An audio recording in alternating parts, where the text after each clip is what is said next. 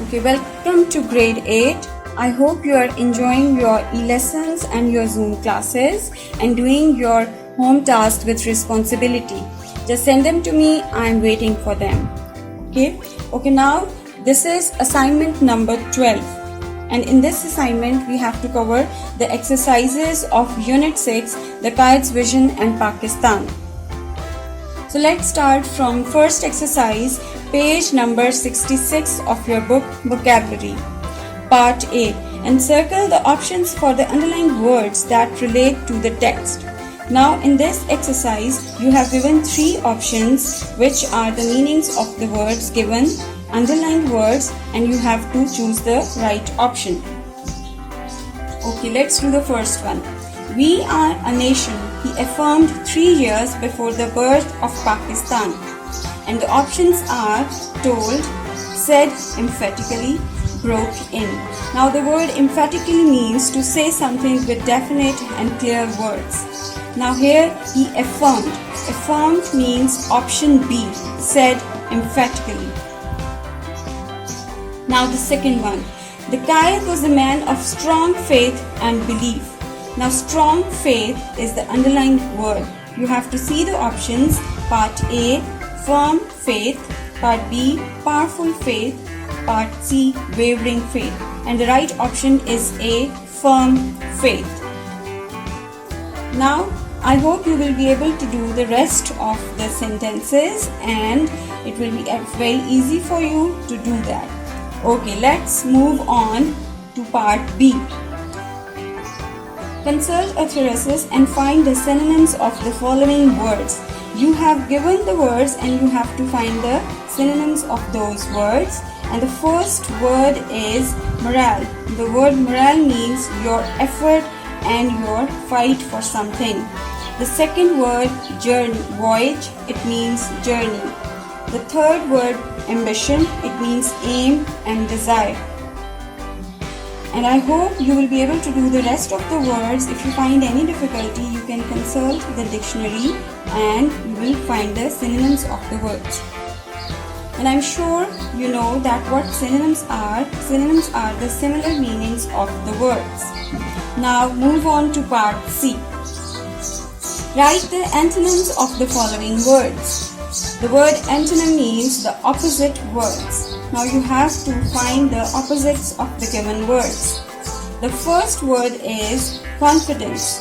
The antonym of confidence is diffidence, distrust, and shyness. The second word is honor, and antonym is dishonor. Now I hope you will be able to do the rest of the words by yourself. Now move on part D. Use the following idioms in sentences. I hope you know that what does the word idiom means. It means a group of words whose overall meaning is different from the meanings of the individual words. Now I'm going to explain the meanings of all the idioms and you have to use them in your own sentences. Now the first one is bits and pieces. Bits and pieces means small pieces. Man in the street, it means an ordinary average person. Raising spirit, it means to make one feel happier and more cheerful. Pass through, it means an opening in the wall between two rooms through which something may be passed. Fall a prey, it means victim to something or somebody. As I've explained the meanings to you, now you have to use those idioms in your own sentences. Now move on to page number 67. Now here the description is given about denotations and connotations. Now I will explain to you that what denotation and connotation means.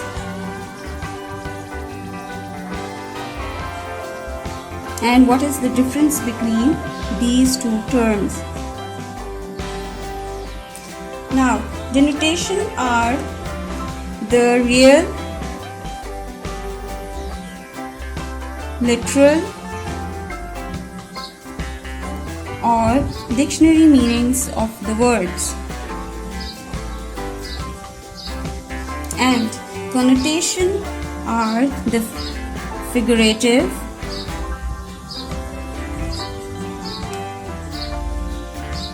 contextual, and hidden meanings of the words. So, denotations are the real, literal, and dictionary meanings of the words, and connotations are the figurative, contextual, and hidden meanings of the words, as the description is given on page number 67. Denotation is the literal or dictionary meaning of words. For example, the word snake in the dictionary will have the denotative meanings scaly and legless. The denotation therefore refers to the most basic or specific meaning of the words. Now, what is connotation? Connotation, on the other hand, refers to the idea that is suggested by or associated with the word. The connotative meanings of the word exist together with the denotative meanings. The connotations for the word snake could include evil or danger. It has the connotation of someone who cannot be trusted or dangerous. So, connotations can be positive or negative. It means that connotation means the attitudes and feelings of the people which are associated with the words, which can be positive or negative. For example, the word thin can have a positive connotation of smart and a negative connotation of skinny. So, the main difference between denotations and connotations are that denotations are the real meanings and connotations are the contextual or hidden meanings of the words. Now move on to exercise E. For each of the words given in the column, give one similar meaning denotation and one negative and positive connotation. Now, positive and negative connotations, as I have told you, are according to the attitudes and feelings of the people associated with the words. Now, the column is given words, denotative meaning, positive connotation, and then negative connotation of the words. Let's have an example as given in the book. The word fat. Denotative meaning overweight. Positive connotation is plump and negative connotation is obese. Now the second word is notorious. The denotative meaning of notorious is famous for something. Positive connotation is widely known or popular, and negative connotation is infamous or scandalous. Now I hope you will be able to do the rest of the exercise by yourself, and if you got any difficulty, just discuss it with me in your Zoom classes. Okay, let's move on page number 69, grammar, and the grammar portions are given adverbs, infinitives and gerunds, and with the explanation, the exercises are also given in page number 70. As I explained to you adverbs, infinitives and gerunds in assignment number 10, I hope you have watched it and you'd come to know that what are they. And now in assignment 12, I'm going to explain them briefly for you. Now the first grammatical term is adverbs. As description is given, a word that modifies the meaning of the verb, an adjective or another adverb is called an adverb. Adverb usually come in the following positions in the sentence. For example, she was singing beautifully, adverb of manner. At the concert, adverb of place. Last Sunday, adverb of time. It means that adverb talks about how, where and when the action has taken place, and it tells about the adverb of manner, adverb of place and adverb of time. Now the infinitives. Infinitives are the basic form of the verb which occurred with the word do. So it means that to write the infinitives, we have to add first to, and then we have to add main verb. Main verb, or you can say to plus first form of verb. Now, the gerunds. A gerund is that form of the verb which ends in ing and has the function of a noun. So, gerunds are the words which are the verbs ending ing, but they act as a noun in the sentences.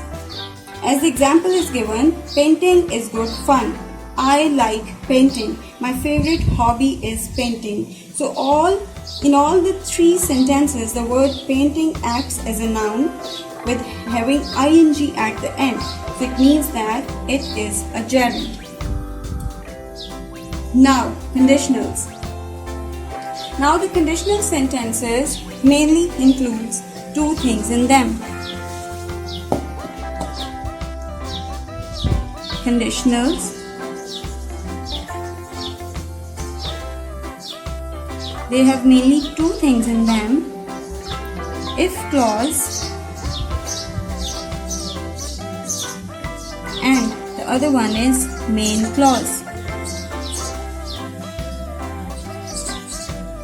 The if clause deals with condition and the main clause deals with results. So, the conditionals are the phrases that have something is complete or unfulfilled because of a certain condition. Now move on to page number 70, part A. Find the kinds of adverbs in the lesson. As we have discussed three kinds: adverb of manner, adverb of place, adverb of time.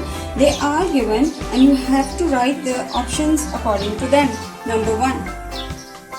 Adverb of manner. Now you have to write how the action has been taken place.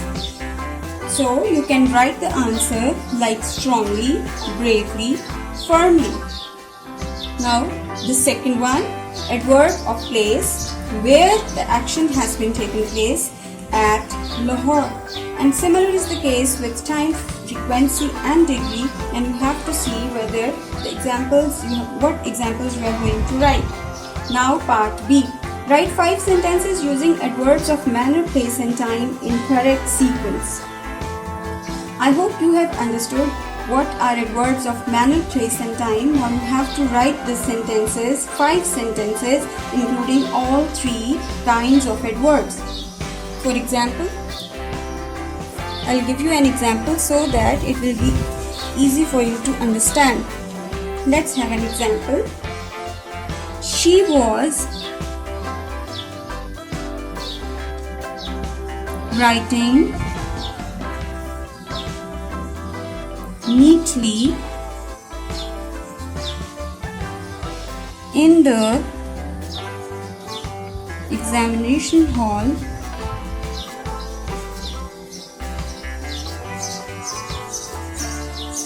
last month.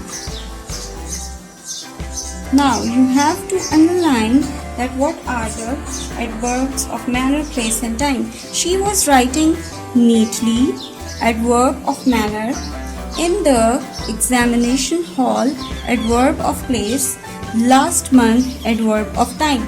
In the same way, you have to write 4 sentences by your own, or you can add the 5th one by your own as well. It will be appreciable. Now, part C. Make sentences using the following verbs followed by infinitives. As I have told you that infinitives are the words which starts with to and having verb first form in them, like to see, to play, to walk. Now the words are given and you have to make the sentences by adding infinitives. Now the first word is saw. You have to add infinitive and you have to make the sentence by adding the word saw. For example, Quaid-e-Azam saw all the Muslims to be united as a nation. Now, the second word is promised. He promised to help me at the hour of need. Now you have to write the sentences and you have to underline the infinitives which you are going to add in the sentences. Now part D. Complete these phrases by adding gerunds and use them in the sentences. Now you have to add the verbs having ing at the end, but they should act as a noun as they are gerunds. For example, good at learning, accused of stealing. And I hope you will be able to do the rest of the two by yourself. Now, complete the following conditionals. As I have told you that the conditionals are having if clause or the results. So you have to add if and then you have to show what has happened and what is the result. For example, number 1. If you had studied hard, you would have passed the examination. Now if clause and main clause first deals with the condition and the other deals with the results. In the same way, you have to write or complete the sentences number 2 and 3 by yourself. Now part F. Write 10 sentences using past perfect tense. Now, first we will discuss the sentence construction of past perfect tense. Just remember this thing that perfect is, the recognition of perfect is by adding the third form of verb. And as it is past, so we have to add had. So the sentence construction for positive sentences will be subject plus had plus verb third form plus object. For negative sentences, the sentence construction will be subject plus had plus not plus verb third form plus object. Now the sentence construction for the interrogative sentences will be had plus subject plus verb third form plus object and question mark. By keeping these sentence constructions or sentence formula in your mind, you have to write 10 sentences for you by using past perfect tense. Now, I hope you have understood everything so far. If you find any difficulty, just discuss with me in your Zoom classes. And I hope you will do your work very neatly and with responsibility, and I will be waiting for your home tasks. Okay, I'll meet you in the next assignment. Stay home, stay safe. Till then, Allah Hafiz.